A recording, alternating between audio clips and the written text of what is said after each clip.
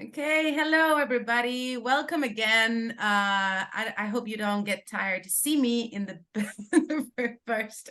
But now we're speaking with the speakers for the conference of this year, and we have new faces, new ideas, new proposals, and one of them, it's a very important topic, which is the vet and client relationship. And this is not only affecting the generations that we have now, it's also affecting the next generation, which is very important that we address and we start discussing nutrition for the future, for the present, for everybody.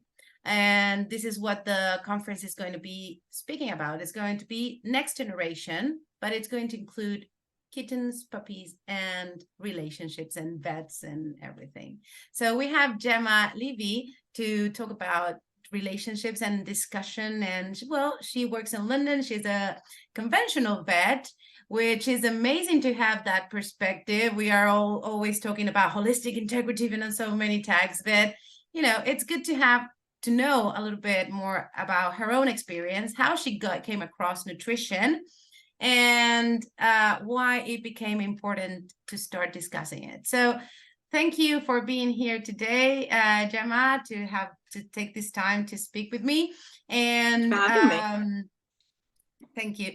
And so, well, my first question is about your personal experience, right? So you work in London. I don't know the practice. You can tell me a little bit about, if you want, you can tell me a little bit about your practice, your day to day, and how is your interaction with clients? What is your perspective in that? Perfect. So I'm 2 years qualified now. I'm on my second job. So my first job was at a corporate, and my current job is at an independent practice in London. So I've had a bit of both experiences, and I think it does affect the nutrition conversations you have with owners as well, because at the corporate I was in, they had a relationship with one of the main brands of the prescription diets. So that was in reception. That was kind of the first thing that owners saw coming into the building, and there was that relationship that made us need to promote their product. And then moving into an independent independent practice where we don't have that relationship with a brand, we can order whichever brand we want. I think the different vets that I work with have different preferences about which brands they use, but otherwise it is free to do, and there's no pressure to promote brands. But I think nutrition is one of those things that no one really knows what to do with. I was quite lucky because I've graduated quite recently. I went to the University of Surrey, which is quite new in their thinking of how to do things. So we had a nutritionist that would lecture us, and every module that we did at vet school, she would come in and have a word with us and say, this is the nutrition side of this, which, talking to older colleagues, is quite new and they didn't get during vet school. So I think it's really good that we did get that, and it meant that I then got an interest in nutrition because of that. And there was someone that you could go to and ask questions to, rather than trying to Google it or trying to find papers, but there's no conclusion anywhere from my experiences. So for me personally, that's what my interest came from. But I did my dissertation during vet school about the relationship of raw feeding from the opinions of pet owners and from the opinions of veterinarians. I was just trying to figure out what raw feeding was and what the opinions out there were, so that when I then graduated, I knew what to expect. But what I actually found, which I'll go into more detail at the conference in my talk, but the main point was that because vets, and it was from vets that I got this information, there's a lack of conclusive research, and as vets we're always taught to practice evidence-based medicine, and if there's inconclusive research, they don't know what they're supposed to say, because what is the evidence? And then because of that, from owners' point of view, they go to their vets asking questions, the vets don't have the answers, So then they don't trust the vets because they don't have the information that the owners want.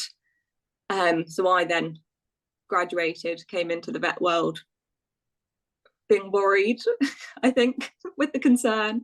And as a new graduate, you're worried about everything. Everything is daunting. You're trying to fit in with the team. It's your first proper job. So you're trying to fit in with a team. You're trying to persuade the public that as a new graduate, you're a capable vet and you know what you're talking about, which is really difficult.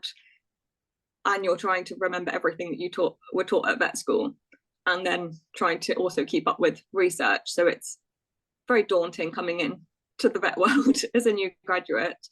But owners want to talk about nutrition. And I found that from the get-go, people were asking about nutrition and I didn't have the answers. And that's okay. And I think that's one of my main experiences, is that owners actually appreciate it if you say, I don't actually know, but these are where you can go. And being able to not lie to them and just say, actually, I don't know the information that you want, but I can either find out for you or I can find someone who does know that. Owners really appreciate. But I think there's a bit of a taboo in the vet industry of putting your hand up and saying you don't know. Mm-hmm. And I think also it's not just nutrition. You wouldn't try and blag your way through a neurology case if you weren't a neurologist. So why would you try and do that for a different topic such as nutrition? Yeah.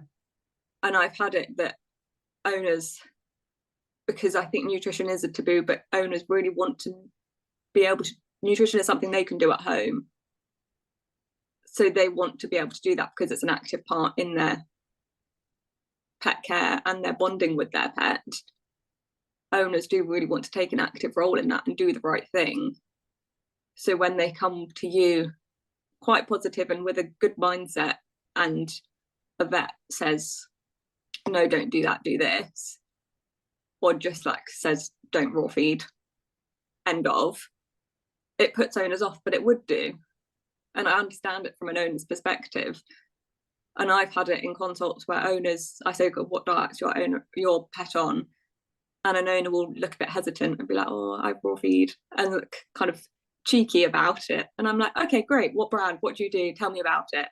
And they're really surprised and really happy to actually just have that conversation. And I'm not saying anything to do with the nutrition. I'm just asking the questions so that I can then look up whether, if they do have issues going forward, if we need to change the protein in the diet or something. Mm-hmm. But it's just opening up that conversation that's important in my experience. And also it will give us the information that we're looking for as a research if we start opening up and seeing what are the difference that we can find in blood tests, that we have some information now, but still it is very inconclusive. And there's also a lot of research that it's bias as well, so depending on who did this research, right? Yeah. And it is confusing because I started when I graduated, I also were recommending one of the big brands, and we were supported by them. All the practice was had the brand, the logo everywhere, the color. So and you feel that pressure, right? You feel the pressure of, well, I don't like it, but you have to say it very low so nobody gets just feed something else.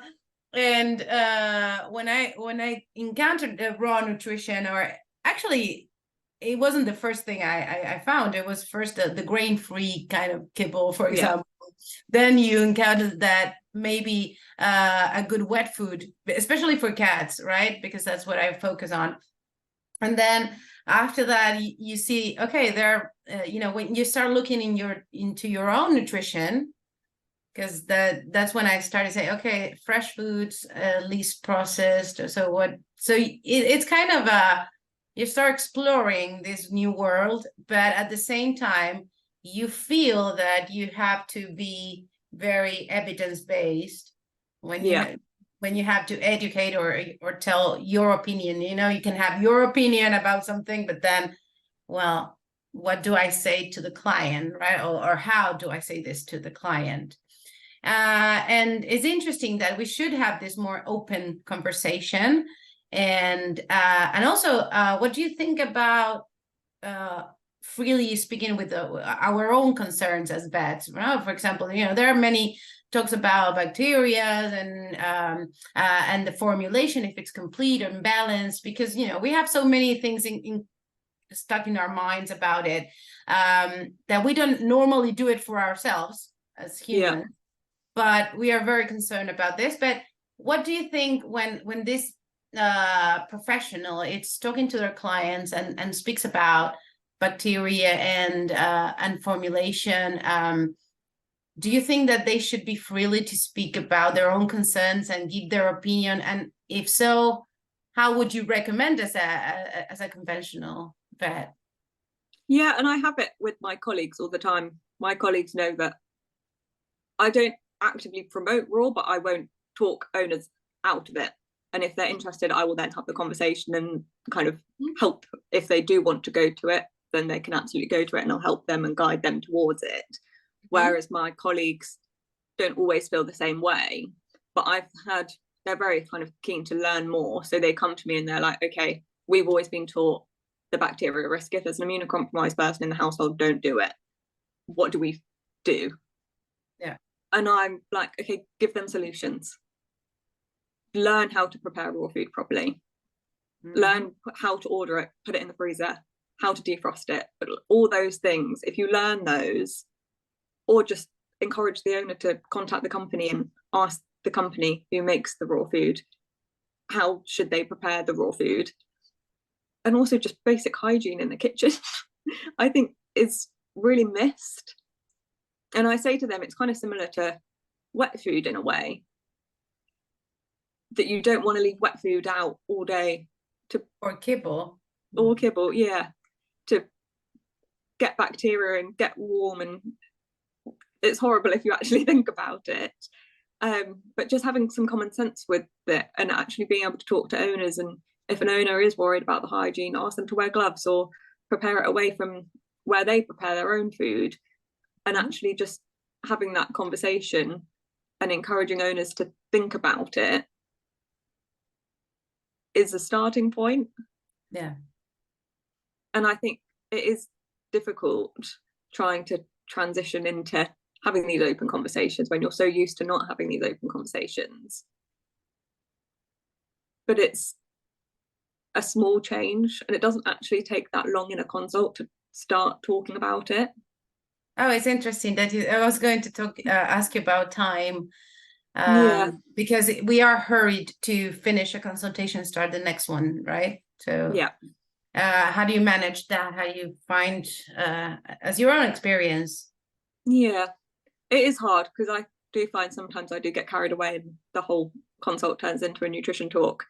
But if that's what the owner wants to spend we do 15-minute consults in our practice, which I think is quite standard at the moment for most vet practices. I know some are trying to get a bit longer.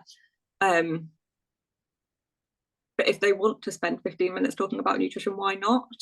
They're the ones that book an appointment. They're the ones that are paying for the appointment. There's no harm in that. And what I've also started doing is saying, okay, if they mention I'm on this food and I don't know that brand, because we can't know every single brand and every single product that is made, I'll say, okay, I'll go research it. I'll call you back.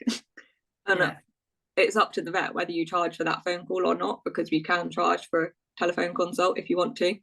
But I think if you can't squeeze it into a consult, then say, actually, let me work with that and I'll come back to you.